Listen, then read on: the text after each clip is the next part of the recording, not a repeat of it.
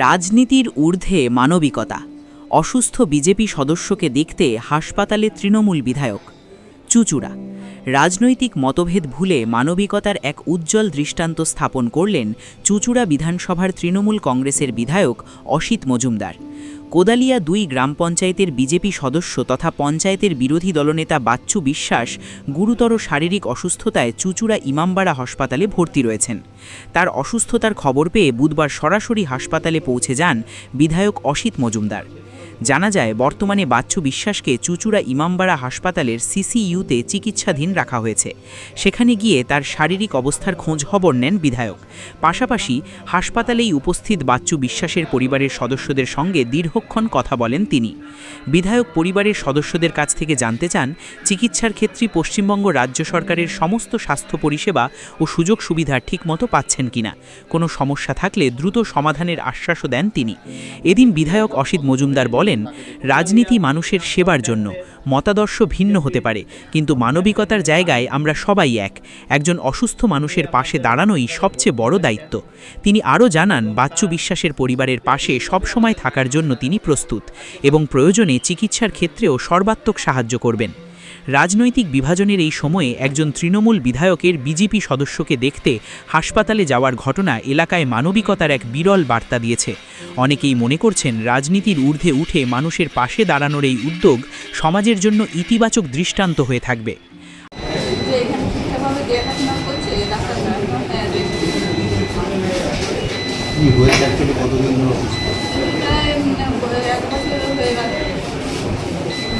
বাইরে ডাক্তার দেখিয়েছেন? হ্যাঁ, বাইরে ডাক্তার দেখিয়েছিলাম। তারপরে এর আগেও হসপিটালে একবার ভর্তি করেছিলাম, এখান থেকে ট্রান্সফার করেছিল, তারপরে ইউনাইটেড ছিল। তারপরে আবার এই মাঝখানে বাদে আবার এই যে আবার হঠাৎ আপনার স্বামী কোন দল করে? এটা মেম্বার পঞ্চায়েত? হ্যাঁ হ্যাঁ, বিজেপি করে। আর তৃণমূলের যিনি বিধায়ক তিনি এলেন দেখতে, কি বলবেন এটা? আমি বলবো তো ভালো, নিজে এসেছে মানে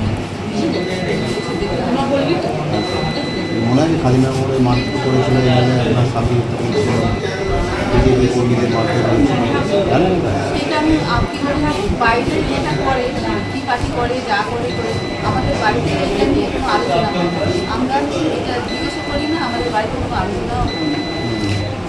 এই পার্টির লোক এসেছিল আপনার স্বামীকে দল করে? তার লোক? না না, আর এখন আসেনি, কেউ খোঁজ নিতে আসে? না না না। কিরকম চিকিৎসা চলছে, বা টাকা পয়সা লাগবে কিনা কোনো সাহায্য?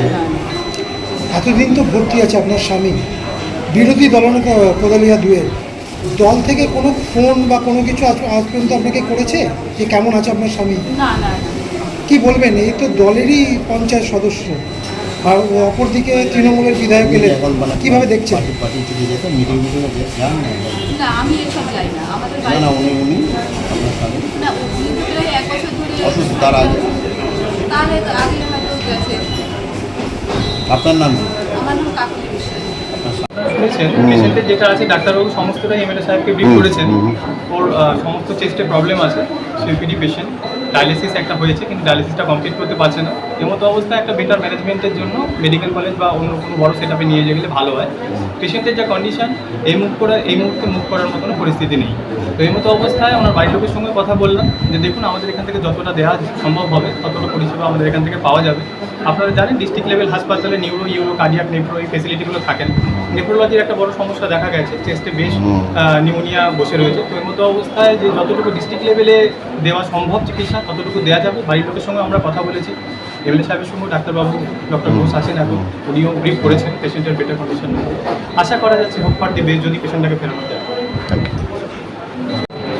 বলো, আজকে বিজেপির একজন সদস্য ভর্তি রয়েছে, তাকে দেখতে কোদালিয়া 2 গ্রাম পঞ্চায়েতের বিজেপির পঞ্চায়েতের মেম্বার,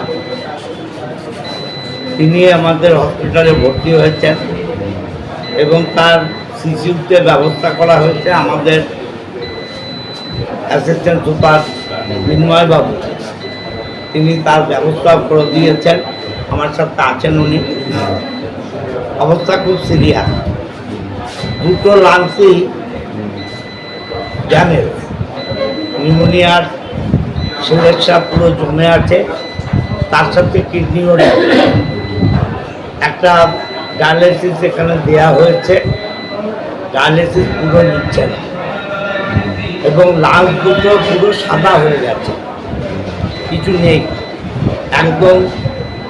প্রথম থেকে এলে অনেক বেটার ট্রিটমেন্ট পাওয়া যেত, কিন্তু যেহেতু একদম লেটেস্ট অবস্থায় এসছে ট্রিটমেন্ট হচ্ছে, আমাদের সবটাই আমাদের সরকার মানবিক মুখ্যমন্ত্রী মমতা বন্দ্যোপাধ্যায়ের অনুপ্রেরণা।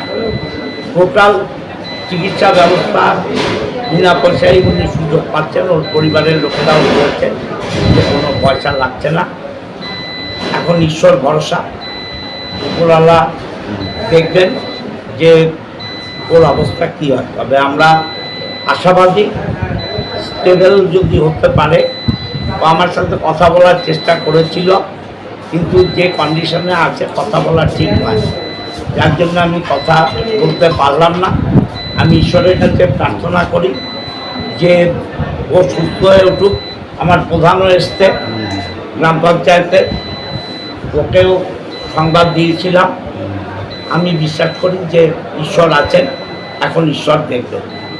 একজন বিজেপি একজন বিরোধী দলনেতা কোদালিয়া দুয়ের আপনারই বিধানসভার অন্তর্গত। দেখুন, আগে মানবতা, আগে মানুষ, তারপর দল। কে কি দল করে, আমি এলাকার বিধায়ক, ওই এলাকার প্রধান। আমাদের কাছে BJP, CPM, Trinamool, Congress, SUC কোনো ব্যাপার নয়। মানবিকতাই মূল কথা এবং মানবিকতার জন্যেই আমি এখানে এসেছি। দল করে, আগে একটা মানুষের জীবন যদি আমরা ফিরিয়ে দিতে পারি, যদি চিকিৎসা ব্যবস্থা সে জীবন ফিরে পায়, পরে দল, আগে মানুষ। কিন্তু রাজ্যে বর্তমান যে পরিস্থিতি, এসআইআর নিয়ে আপনারা আন্দোলন করছেন, মুখ্যমন্ত্রী বিজেপিকে আক্রমণ করছে, বিজেপি পাল্টা দিচ্ছে, এই সময় দাঁড়িয়ে আপনার এই যে পদক্ষেপ, এটাকে কি বলা যায়? বিজেপিকে অবশ্যই আক্রমণ করব, কিন্তু একটা অসুস্থ মানুষ, তাকে নিয়ে রাজনীতি করব এই মানসিকতা আমাদের নেই। ও এখন অসুস্থ, জীবন মৃত্যু লড়াই করছে, ওর পাশে দাঁড়ানোই আমাদের মানব ধর্মের প্রধান হওয়া উচিত এবং মানব ধর্মে সেবাটাই মূল কথা। আমরা সেই সেবার জন্য এসছি, অ্যাসিস্ট্যান্ট সুপারকে নিয়ে এসছি, প্রধানকে নিয়ে এসছি।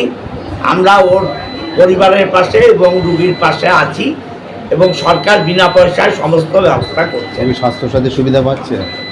টোটালটাই তো সরকার বিনা পয়সায় করছে, টোটালটাই। দাদা, বছর কয়েক আগে খাদিনাম দেখেন, এই সেই বাচ্চু বিশ্বাস, তাকে আজকে দেখছি। দেখুন, আমি আগেই বললাম, আগে মানবিকতা, আগে মানুষ। আমি খাদিনার মোড়ে কী কারণে করেছিলাম সেটাও আপনারা জানেন। অহেতুক আমাকে চোর বলে সম্বোধন করা হয়েছিল, আমি তো অস্বীকার করছি না, কিন্তু সে আজকে অসুস্থ। একটা অসুস্থ মানুষের পাশে দাঁড়ানো এটা মানুষ হিসাবে কর্তব্য এবং মানবতার এটা ধর্ম, তাই এসছে। এই সৌহার্দ্য আগামী দিনে রাজনীতিতেও দেখা যাবে। দেখুন, আপনারা তো জানেন আমি 21-এ জেতার পর অনেক বিজেপি কর্মী বাড়ি ছাড়া হয়েছিল, আমি নিজে তাদের বাড়ি ঢুকিয়েছি। এবং আপনারা জানেন মাঠের ধারে সিপিআইয়ের একটা পার্টি অফিস কে বা কারা দখল করে নিয়েছিল, আমি সেই পার্টি অফিস নিজে আবার পুনরুদ্ধার করে সিপিআইয়ের হাতে তুলে দিয়েছিলাম। আমি অ্যাজ এ বিধায়ক, আগে বিধায়ক পরে দল। আমি নিশ্চয়ই তৃণমূল কংগ্রেসের বিধায়ক, কিন্তু যখন বিধায়ক হয়েছি আমি সবার বিধায়ক। কিন্তু নিয়ে বেশ কিছু পোস্ট ফেসবুকে বেরিয়েছে, যেখানে ওদের দলের লোকেরাই দিচ্ছে যে বিজেপির কেউ যাচ্ছে না ওর এই পরিস্থিতিতে। আপনি দেখুন, আমি তো বলছি আমি বিজেপি সিপিএম বুঝি না। বাচ্চু আমার পঞ্চায়েতের মেম্বার, আমি খবর পেয়ে অবশ্যই এসছি, এর মধ্যে দলের কোনো সম্পর্ক নেই। পরিবারের লোক কি বললো?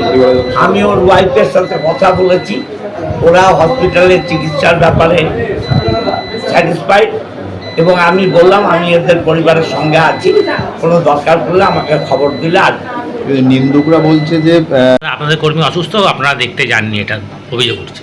সম্পূর্ণ বাজে কথা। তার কারণ আমাদের ওখানকার যারা কর্মীরা আছে, ওখানকার শক্তিকান্ত বৌদ্ধ থেকে শুরু করে আমাদের ওখানে আমাদের জেলার নেতা সুরেশ সাউ আছে, তারা বিভিন্ন টাইমে গেছে, তার সাথে যোগাযোগ রাখছে, তাদের আর্থিক সাহায্য করা হয়েছে, এই কদিন আগেও আমরা ফেসবুকে লিখে মিডিয়ার মাধ্যমে কিছু টাকাও কালেকশন করে একবার 4,000 একবার 3,000 টাকা তার হাতে তুলে দেওয়া হয়েছে এবং তাদেরকে বলা হয়েছে যে এমসে চিকিৎসা করার জন্য। তারা বলেছে আমরা ভেলোরে যাব। যাই হোক, আমরাও বলেছি যে যদি আপনার এমসে কোনো চিকিৎসা করার দরকার হয় আমাদের বলবেন, কারণ আমরা কর্মীদের সবসময় পাশে থাকি, কর্মীদের পাশে আমরা সবসময় আছি। আর কেউ যদি এটাকে নিয়ে রাজনীতি করার চেষ্টা করে তাহলে ভুল করবে। তাহলে পরিবারের অভিযোগ তারা কেউ খোঁজই নেয়নি, আপনি বলছেন? সম্পূর্ণ এটা কথা।